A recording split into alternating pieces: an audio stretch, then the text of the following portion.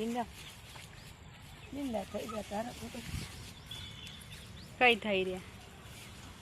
પહેલા કરતા મોટા ને મોટા થઈ ગયા